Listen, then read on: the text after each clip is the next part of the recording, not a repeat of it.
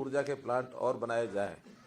इसके अंदर आज एक महत्वपूर्ण जो देखा आपने कि उड़ीसा का ये जो महानदी बेसन पावर लिमिटेड के द्वारा कोल इंडिया लिमिटेड की सहायता से एक प्रोजेक्ट का जब ऑफर मिली, उस ऑफर में हमने आज 800 मेगावाट का एक समझौता इनसे किया है।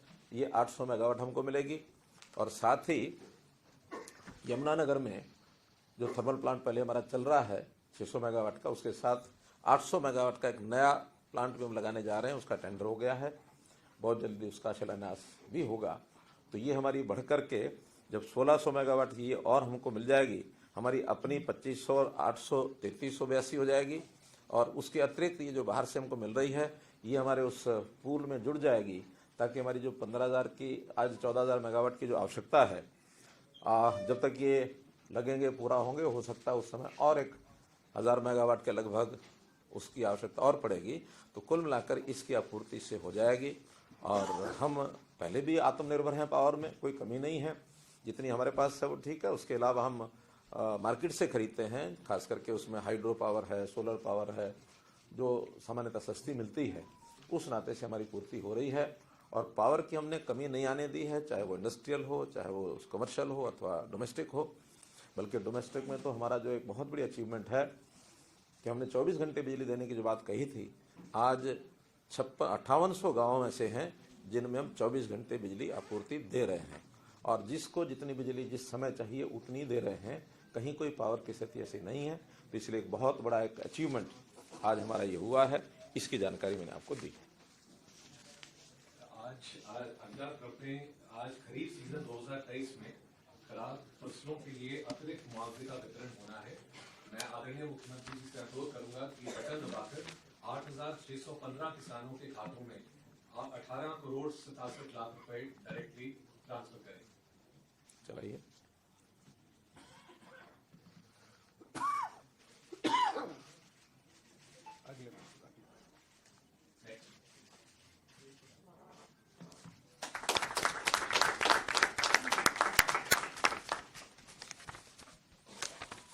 इसके आगे के भी कर लो सारे। बाकी आज किसानों को विभिन्न योजनाओं में सब्सिडी जो मिली है उसका भी आज वितरण होना है। सबसे पहले भावांतर भरपाई योजना के तहत बाजरा के लिए 177.84 करोड़ रुपए,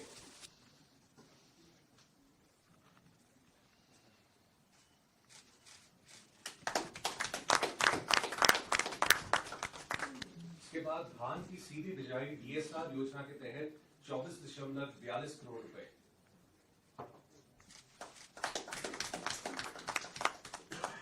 मेरा पानी मेरी विरासत योजना के तहत 25.10 करोड़ रुपए, प्राकृतिक खेती योजना के तहत 1.20 करोड़ रुपए,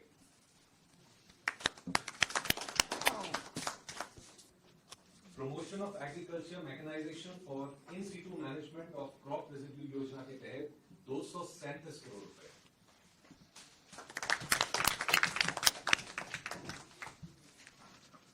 मित्रों, ये था कुल मिलाकर किसानों को समय समय पर जो हम सहायता देते हैं, उसमें आज विभिन्न प्रकार के जो उनका मुआवजा या था, उनकी जो इंसेंटिव राशि वो जो बनती है, उसको आज हमने रिलीज़ किया है।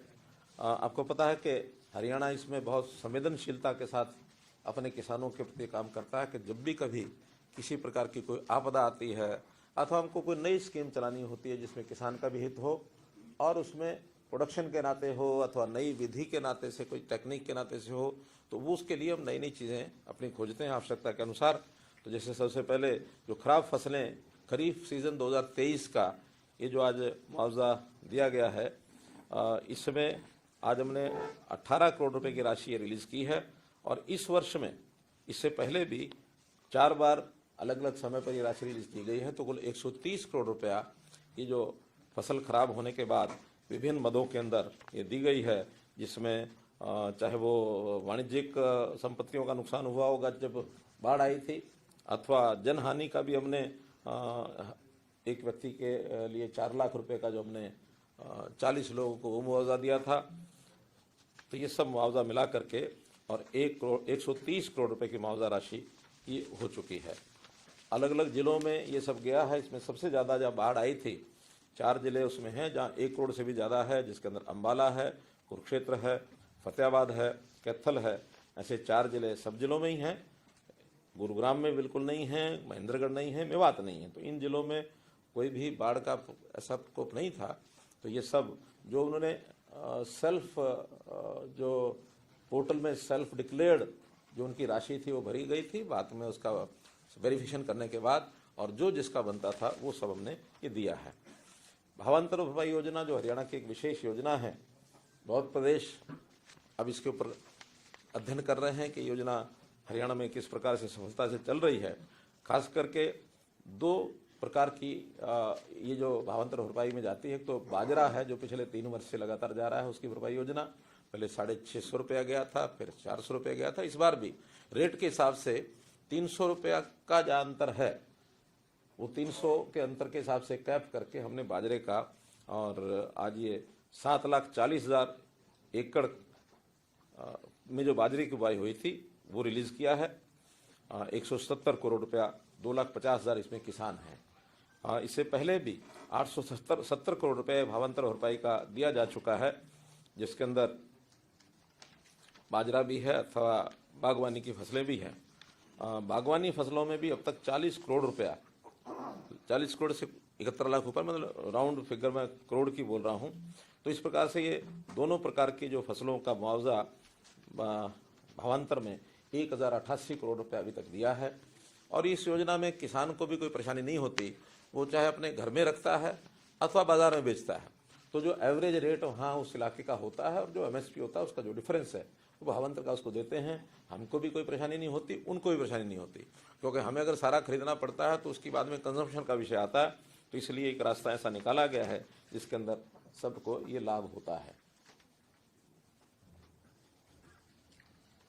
बाजरे की 3,54,000 टन जो है ये हमारी प्रोक्योरमेंट हुई थी 2200 साढ़े 2200 रुपये में, जबकि इसका जो MSP रेट था वो 2550 से था, 2500 रुपये था। इस प्रकार ऐसे दूसरा जो विषय था इस समय धान के नाते से हमने जो योजनाएं शुरू की हैं उसके अंदर एक तो मेरा पानी मेरी विरासत ये किया है। उस मेरा पानी मेरी विरासत में अभी तक हम 2020 में योजना शुरू की गई थी तो 143 करोड़ रुपया ये कुल हम दे चुके हैं, जिसके अंदर 118 करोड़ रुपया पहले दिया था और 25 करोड़ रुपया जो है आज 19,500 किसानों को ये आज दिया गया है। इस योजना में 7,000 रुपया प्रति एकड़ ये जो है हम बाजरा छोड़कर दूसरी फसल कोई बोता तो उसको दिया जाता है। सीधी बिजाई बाजरे की DSR जिसको कहते हैं उसका भी आज 24 करोड़ रुपया रिलीज किया गया है।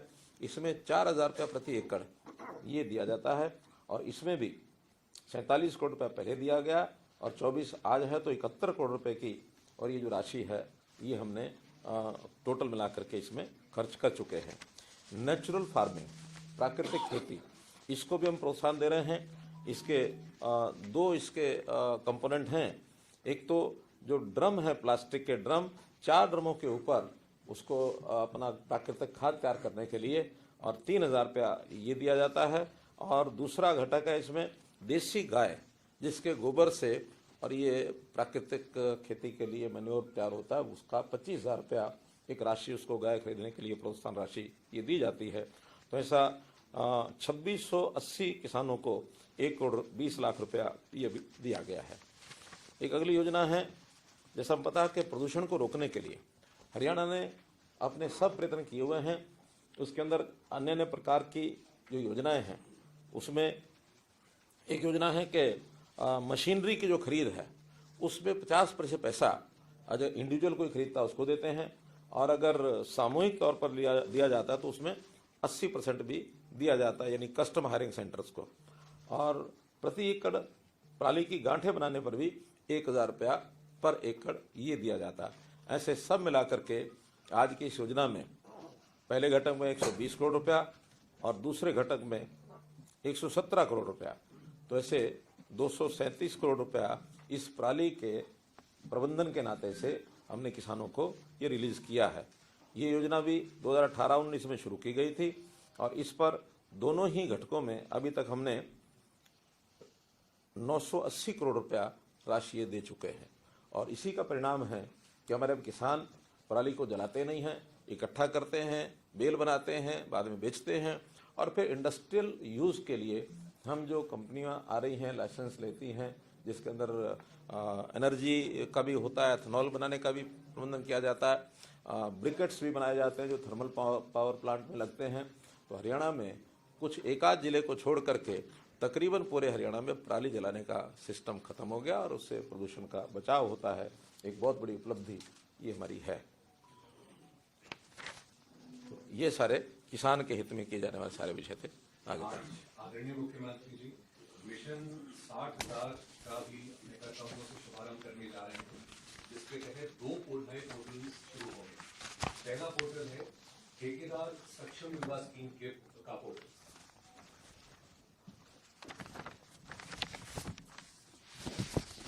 आदरणीय मुख्यमंत्री से अनुरोध करूंगा कि बटन दबाएं।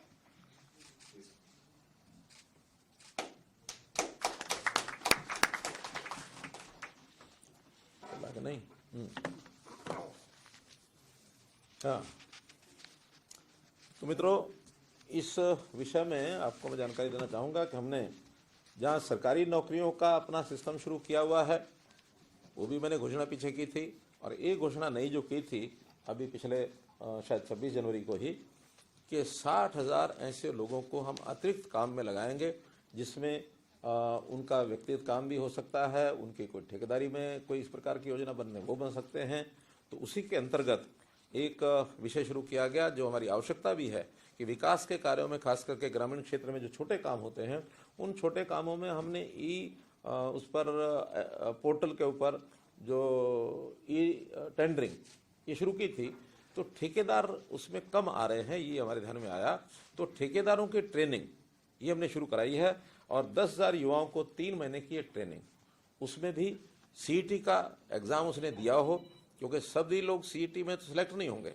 जो सिलेक्ट नहीं होंगे उनको एक ऑप्शन दिया जाएगा कि वो अगर ट्रेनिंग लेना चाहें तो ले सकते हैं।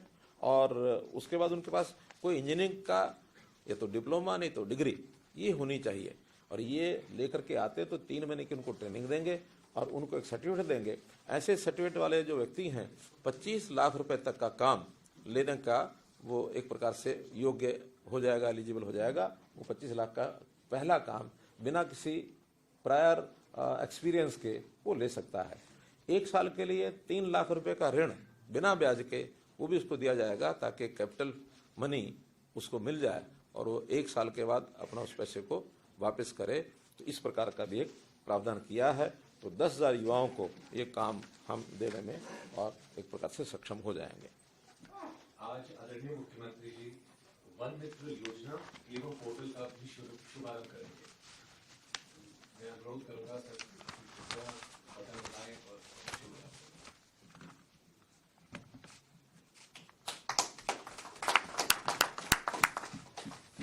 और मित्रों, ये भी मिशन 60,000 का ही एक भाग है और इस मिशन 60,000 में एक योजना ऐसी बनाई गई है कि हमारे यहाँ फॉरेस्ट डिपार्टमेंट में ये तो क्लेम होता ही है कि हर वर्ष हम पौधे लगाते हैं और पौधे लगाने के बाद वर्षा के समय वो लगाए जाते हैं, लेकिन बाद में जब उनका सर्वाइवल रेट देखा जाता है तो सर्वाइवल रेट बहुत कम मिलता है। इसको ध्यान में रखते हुए ये योजना बनाई गई कि पहले साल में हम 7,500 युवाओं को एक ऐसा काम दें ताकि वो पेड़ लगाएं और पेड़ लगाने के बाद 4 वर्ष तक उन पेड़ों की देखभाल करें, उसमें सिंचाई करें। हमारे फॉरेस्ट मिनिस्टर भी आज साथ हैं, तो इन्होंने पूरा मेहनत करके योजना बनाई है और मुझे लगता है कि इस योजना में सफलता हमको मिलेगी। और 7,500 लोगों को पहले साल, अगले साल में आवश्यकता पड़ने पर और भी इसमें जोड़े जा सकते हैं। और प्रारंभ में 10,000 रुपये की इनकम उनको हो जाए, उसके बाद फिर हर वर्ष वो बढ़ती चली जाएगी। तो सबसे पहले तो इसके अंदर हमने तय किया है कि जो 1,80,000 रुपये से नीचे की इनकम के लोग हैं, इनमें से युवाओं को छांटा जाएगा। आज जो पोर्टल हम लॉन्च कर रहे हैं, इसमें अपना रजिस्ट्रेशन करेंगे। और योजना का स्वरूप ऐसा है कि जिस एरिया में, गांव में, शहर में वो करना चाहता है, तो जहां कहीं उनको लगता है प्राइवेट जगह हो या कोई पब्लिक प्लेस हो, फॉरेस्ट की लैंड नहीं होनी चाहिए, क्योंकि फॉरेस्ट लैंड पर तो फॉरेस्ट के लोग ही करेंगे। फॉरेस्ट लैंड को छोड़कर बाकी एरिया में वो कहीं भी पेड़ को लगा सकता है। पेड़ को लगाते समय उसको, जिस समय लगाने से पहले जब खड्डा खोदेगा और खड्डे का एक जीपीएस के माध्यम से उसकी मॉनिटरिंग हो जाएगी, तो जितने खड्डे खुदाई करेंगे 20 रुपया उस खड्डे की खुदाई का मिलेगा। इसके बाद जिस दिन वो पेड़ लगा देगा, नर्सरी से उनको पेड़ मिलेंगे और कोशिश ये रहेगी कि 2.5-3 फुट से बड़ा पेड़ उनको मिले, ताकि वो बाद में लगने के बाद 3-4 वर्ष में बड़ा स्वरूप कर लेगा। छोटी नर्सरी उनको नहीं देंगे, तो 3-3.5 फीट का, 2-2.5 फीट का, 3 फीट का पेड़, यानी बड़ा पेड़ उनको मिलेगा। और जिस दिन वो पेड़ लगाएगा 30 रुपया उस दिन उसको मिलेगा। तो शुरू में पहले ही महीने में 50 रुपया महीना उसको मिल सकता है। और उसके बाद साल भर के लिए 10 रुपया महीना हर पेड़ का। अगर 1000 पेड़ लगा दिए हैं तो शुरू में 50,000 रुपया मिल जाएगा, और उसके बाद 10,000 रुपया महीने का उनको मिलता रहेगा। और उसमें पानी, खाद, जो कुछ डालना उसको प्रबंध करेगा, और उसका हर महीने जीपीएस सिस्टम में उसको मॉनिटर किया जाएगा कि हाँ, ये पेड़ जो उसने लगाया था वो वही पेड़ आगे बढ़ रहा है। और उसी पेड़ का अगले वर्ष में उसको 8 रुपया मिलेगा। लेकिन अगले वर्ष में नए पेड़ भी वो लगाना चाहेगा तो एक 10% पेड़ अपने बढ़ा सकता है। यानी 1,000 पहले लगाए हैं तो 100 पेड़, इसको अगर ज़्यादा लगाना कोई चाहेगा तो 200 पेड़ भी कर सकते हैं, ताकि उसको पिछले भी 8,000 रुपये मिल जाए, और ये नए पेड़ के भी अगर 200 हैं तो 50 रुपये का लगाते समय, और बाद में 10 रुपया यानी 2,000 रुपया ये, ताकि किसी भी कारण से उसकी कीमत लमसम भी अच्छी मिले और बाद में 10,000 रुपये सुनिश्चित हो जाए। अभी 1,000 पेड़ की अपर लिमिट रखी है। अगर किसी हमारे अनुभव के आधार पर, डिमांड के आधार पर कोई 1,000 से ज़्यादा भी लगाना चाहता है तो लगा सकता है। 4 वर्ष तक ये पेड़, उसका पैसा उसको मिलता रहेगा। एक बार लगाना है, पहले साल 10 रुपया, दूसरे साल 8 रुपया, तीसरे साल 5 रुपया, चौथे साल 3 रुपया। तो इसे 4 साल के बाद वो जो भी ज़मीन का मालिक होगा, अगर वो खुद मालिक है तो अपने पास रखेगा, और जो खुद मालिक नहीं है, किसी और की जगह पर लगाया है, किसी के घर में लगाया हो या शमशान में लगाया हो या पार्क में लगाया हो, तो जो उस मैनेजमेंट देखने वाला जो उस एरिया का है, उनको फिर वो हैंड ओवर कर देगा विद एन एफिडेविट। उससे एफिडेविट लेंगे कि वो 10 साल तक इस पेड़ को काटेगा नहीं, कम से कम 4 और 10 14 साल तक पेड़ वो रहे। और इसमें एग्रो फॉरेस्ट्री नहीं आएगी। एग्रो फॉरेस्ट्री में जैसे यूकलिप्टस होता है या पॉपुलर होता है, हाँ, ये कमर्शियल पेड़ ये नहीं आएंगे। जो परंपरागत पेड़ हैं वो जितने लगेंगे, उसमें से हमारा फॉरेस्ट कवर ये बढ़ेगा। और जो अभी सर्वाइवल रेट जो कम है, उस सर्वाइवल रेट को भी हम सुनिश्चित कर पाएंगे कि ताकि उसकी रक्षा करने वाला एक व्यक्ति है। वन मित्र बनने के बाद वो व्यक्ति अगर दूसरा कोई काम लग जाता है, उसको कहीं किसी दूसरे को भी देना होता है, तो उसको चेंज ओवर करके दूसरे व्यक्ति को भी उस जगह अपनी जगह लगा सकता है। ये उनका अपना इंटरनल सिस्टम रहेगा। तो ये सारा विषय, हाँ, अगर वो चेंज भी नहीं करता और छोड़ के भागता है तो क्या होगा? हमारे पीसीसी में बैठे हैं, ये विषय ध्यान नहीं आया, फिर फॉरेस्ट टेक ओवर कर लेगा। हाँ, यानी कोई मान लो बीच में छोड़ जाता है और कोई आगे वो किसी और को हैंड ओवर नहीं करता, तो उसको फिर फॉरेस्ट टेक ओवर कर लेगा। तो इस प्रकार की ये वन मित्र योजना है, ये एक बहुत अच्छी और अपने आप में एक नए प्रकार की योजना हमने लागू की है। मुझे लगता है कि जैसे हमारी बाकी योजनाएं हैं उनका लाभ हमको मिलता है, इसका भी निश्चित रूप से लाभ भी मिलेगा, और दूसरे प्रदेश भी इसको अच्छी लगेगी तो उसको वो फॉलो करेंगे। आगे चलिए। मैं आदरणीय मुख्यमंत्री जी से अनुरोध करूंगा कि बटन दबाकर हरियाणा कौशल रोजगार निगम के तहत 408 युवाओं को रोजगार प्रदान करें।